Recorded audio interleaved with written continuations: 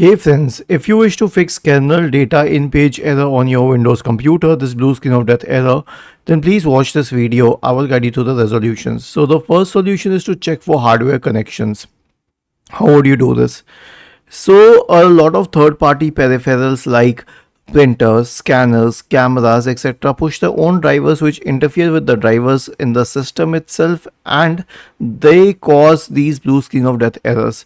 So to isolate this cause, here's what you can do. You can disconnect all of these peripherals first and then check what happens. I mean, does it fix the problem?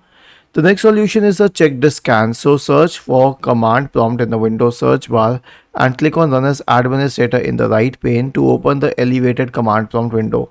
Type the command chkdsk space /r space /f and hit enter. Then press Y and hit enter once again. The next solution is to run the memory diagnostic tool. Now this is very easy. Press the Windows key and the R button together and type the command mdsched and hit enter. This will open the Windows Memory Diagnostic tool. Click on restart now and check for problems.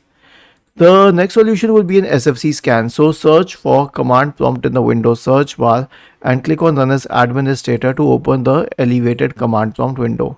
Now type the command sfc space /scan now and hit enter to invoke the SFC scan.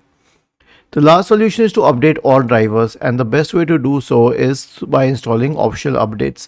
So right click on the start button and select settings from the menu and go to the Windows Update tab on the list on the left hand side. Select advanced options, select optional features. If any updates are available in the optional features page, install them. Was this helpful? If yes, then please subscribe to the channel, and if not, then let us know in the comment section of this video on how we could help you further. Thank you for watching this video and have a nice day.